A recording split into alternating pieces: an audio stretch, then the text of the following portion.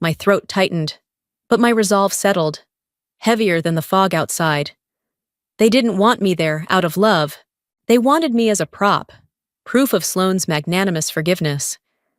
I set the card down, let my fingers linger against the gold letters, and whispered into the empty kitchen. I'll go, not so they can forgive me. I'll go so they finally see who I've become. The Deschutes River moved steady and cold beside me as I walked its bank, gravel crunching under my boots. 11 years of exile had carved themselves into my bones, and every bend of the river reminded me of the years I'd been forced to drift away from the people who should have anchored me. After leaving home, I had to start from nothing. I joined the EMT Corps, learned to keep calm when someone's life hung in the balance. I fought fires in the Cascades, ash streaking my face, adrenaline pounding while we cut fire lines in choking smoke. From there, I studied the ICS and FEMA systems, absorbing every layer of emergency response, piece by piece. I built the skills no one back home thought I was capable of. Years later, I co-founded Redline Resilience, a company that advised counties, hospitals, even utility companies on crisis management. It became my life's proof that I wasn't disposable.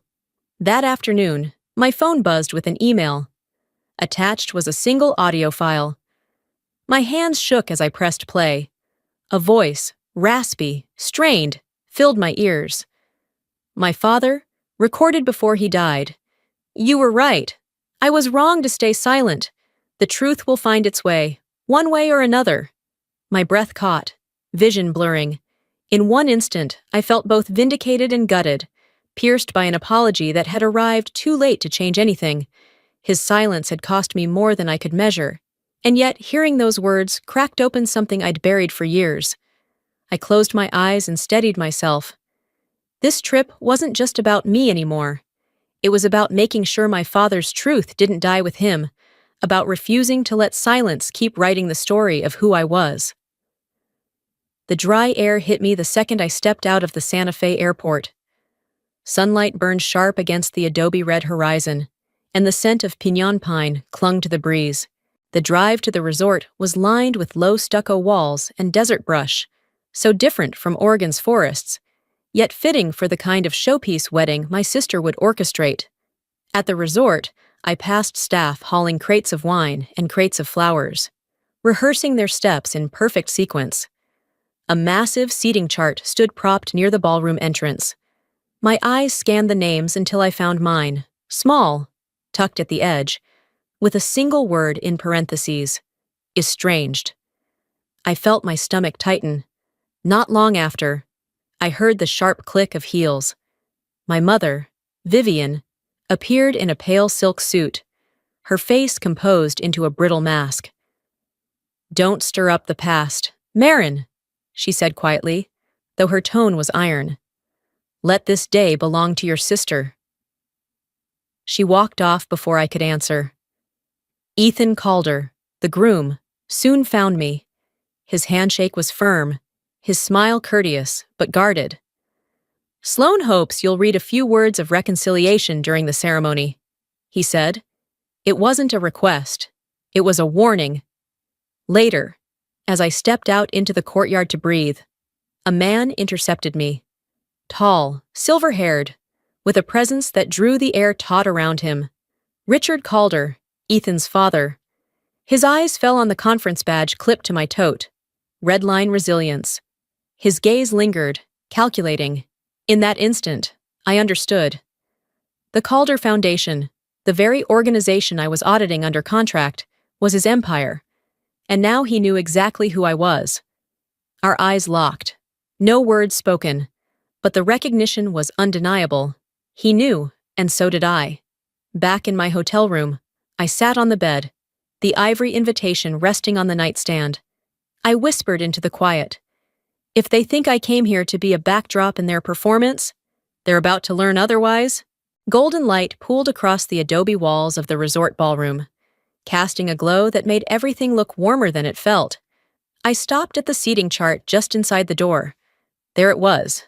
My name, smaller than the rest, with a word in parentheses beside it. Estranged.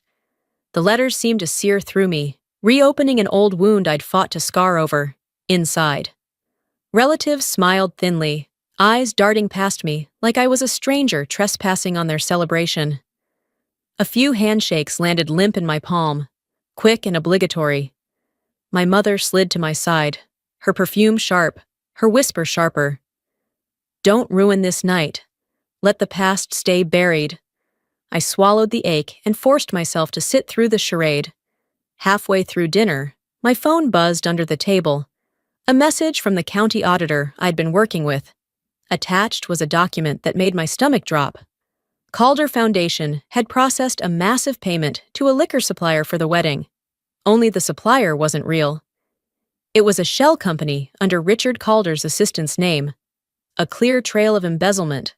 I slipped outside for air, my pulse still racing, and found Noah waiting in the corridor. He looked older, more tired than I remembered, his eyes darting like he wasn't sure he should speak. "Marin," he murmured. "Did you know? Sloane's old boyfriend, the one from the accident. He's here. He's one of the groomsmen." The words froze me in place. My chest tightened, breath caught sharp. Tomorrow wasn't just a wedding. Tomorrow, the ghost of everything I'd lost was going to stand in the same room, dressed in a tuxedo, smiling for photographs. I leaned against the cool plaster wall, closing my eyes. The past had never been buried. It was about to walk straight into the light. The hotel room was quiet except for the faint hum of the air conditioner.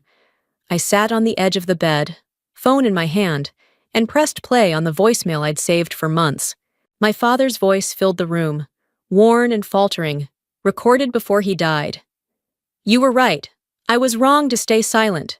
The truth will find its way, one way or another." Tears slipped hot down my cheeks. For a flicker of a moment, I thought about leaving, packing my bag, driving away, letting them choke on their own lies. But deep down, I knew I couldn't. If I walked away now, I'd be sealing the silence back into place. A knock at the door startled me. When I opened it, Richard Calder stood there, polished and commanding, as if the entire resort belonged to him. He gestured toward the lounge, and I followed. The room was dim, leather chairs, and the faint smell of scotch heavy in the air. He poured himself a glass, sat back, and studied me like an opponent across a chessboard. "I've seen your company's name in a regional hospital report," he said casually. "I know what you do, and I know you've seen our numbers." Then he slid a folder across the table. Inside was an NDA, non-disclosure agreement, and a draft contract worth more than my firm's yearly budget. "Sign this," he said evenly, "and tomorrow you keep your peace. No speeches, no surprises. You'll walk away with a lucrative partnership." My pulse pounded, my throat dry. Once again, I was being asked to silence myself so their reputation could remain untouched. I closed the folder, pushed it back toward him, and met his eyes. 11 years ago, I refused to sign my name to a lie. Tonight, I refuse again. I stood, my legs steady, though my heart hammered. Outside, the desert night was cold, the stars like shards of glass, but inside me, something had cleared. Tomorrow, I wouldn't be their prop. Tomorrow, I would be my own voice. Sunlight flared hot against the adobe walls of the resort, painting them in blazing gold. I sat in my hotel room in a plain white shirt, staring out the window, the weight of the day pressing down on my chest. My phone buzzed. A message from Sloane lit the screen. "Marin, you'll read the reconciliation piece, right? For the family." I opened my laptop and scrolled through the audit files again. The Calder Foundation's spending looked worse with every line item. Payments looped back to shell accounts. Vendors tied directly to Richard Calder's people. If I brought this into the light, it wouldn't just crack the wedding veneer. It would fracture everything they were trying to protect. A knock at the door pulled me from the screen. Noah stood there, eyes darting, holding an envelope yellowed with age. "This was meant for you," he whispered. "Uncle Hale wrote it. Your mother hid it." My fingers trembled as I opened the flap. Inside was my father's shaky handwriting, the words uneven but desperate, and clipped to the page was a printed image from a doorbell camera. My breath stilled when I saw it. My mother, hand outstretched, pressing a set of keys into Sloane's boyfriend's palm the night of the crash. She knew he'd been drinking. She gave him the car anyway. The room spun. It wasn't just Sloane. It had been her, too. 11 years of exile, all to cover her mistake. My throat burned, rage and grief colliding inside me. My father had tried to confess, but was too weak, too late. My mother had betrayed the truth and let me carry the punishment. I pressed the letter to my chest, whispering through clenched teeth, "If they think I'll be silent again, they're wrong." The hallway smelled of roses and champagne, music drifting faintly from the ballroom where guests were gathering. I straightened my shoulders and walked toward the sound until a sharp voice cut me off. My mother stepped out from a side corridor, eyes cold as steel. "Ma, run," she said. "Don't destroy your sister's life all over again." I slid the letter from my purse, flashing it before her eyes. Her face drained of color. She lunged for it, but I held firm. "This truth isn't yours to bury anymore," I told her. Her lips parted, but no words came. I moved on, heart hammering, only to nearly collide with a man in a tuxedo, the groomsman, the ghost of my past, Sloane's ex, the one behind the wheel that night. His face flushed as recognition hit, then softened into shame. "I'm sorry," he muttered. "They forced me to stay quiet. Richard Calder had lawyers cover for me. In exchange, I signed a statement, one that cleared them. I didn't have the courage you did." I stared at him, the years collapsing into a single throb of anger and bitter validation. As he turned to walk away, movement caught my eye. Ethan Calder stood a few steps down the hall, stiff as stone. His gaze locked on me. He had heard enough.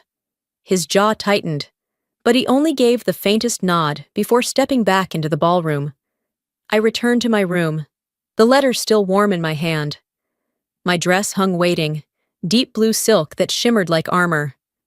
I slipped it on, stood before the mirror, and breathed. The reflection staring back wasn't the girl they'd cast out. "Today," I whispered, steady and certain, "I won't be erased. Today, I will tell the truth." The adobe church glowed under the Santa Fe sun, stained glass scattering bands of color across the pews. A quartet played softly, the violins weaving through the air as guests murmured. I sat at the very back, clutching the folded sheet of reconciliation words Sloane had written for me, the paper damp with the sweat of my palms. When the MC called for the bride's sister to come forward, I rose. Every eye followed me down the aisle. My heart pounded, but my voice held steady as I took the microphone. I didn't read her words. I looked directly at the crowd. 11 years ago, I was asked to lie to protect a reputation. I refused. Today, I refuse again. Families cannot be built on concealment. Love cannot exist if we are only props in someone else's performance. The silence was immediate and absolute. Sloane's bouquet trembled in her hands. My mother dropped her gaze to the floor. Ethan's jaw tightened, but he didn't move to stop me. I folded the reconciliation speech, placed it on the lectern, and walked away, leaving behind a wave of hushed, unsettled whispers. Golden light shimmered in the reception hall, but the laughter was thin, the clink of glasses forced. I stood alone at the bar, a glass of water untouched in my hand. Richard Calder drifted over, raising his scotch in mock cheer. "The best thing a family can do," he said smoothly, "is learn to forget." I met his eyes and answered softly, "The best thing is learning to face the truth." Later, I asked Ethan and Sloane into a private side room. The air felt heavy as I laid a sealed craft envelope on the table between us. Inside were 3 things: my father's voicemail, his handwritten letter with the doorbell photo, and the auditor's report on the Calder Foundation's transactions. "I haven't sent this to the press," I told them. "Not yet," But if I'm treated as a prop again, I'll protect myself. This is your chance to confront the truth before the world does. Ethan's face hardened as he picked up the envelope, his shoulders bearing its weight before he even opened it. Sloane went pale, lips trembling. I turned and left, the sound of whispers chasing me back into the glow of the reception hall. The air in the private room felt dense, the heavy curtains muffling the noise of the reception outside. Only 4 of them were there: Ethan, Sloane, my mother, and Richard. Ethan tore open the craft envelope and laid its contents on the table. His hands shook as he unfolded the letter, pressed play on the voicemail, and studied the ledger sheets. Sloane's breath broke first. Tears spilled down her cheeks, smudging her makeup. "I was terrified," she choked out. "Terrified of losing everything. I let you carry it all because I knew you'd never bend the way I did." Ethan's expression hardened. "The honeymoon's off," he said flatly. "And the prenup's morality clause is in effect. There will be a review, immediately." His voice cut like steel. Richard's jaw clenched, but he didn't argue. He simply folded his arms, silence stretching like a shadow across his face. I stood by the door, steady and clear. "I don't need your apologies," I told them. "I only need the truth to stop being buried." Weeks later, the local paper carried the headline, "Calder Foundation under review for financial irregularities." I hadn't spoken to any reporter, but I didn't need to. The first domino had already fallen. A letter arrived from my mother,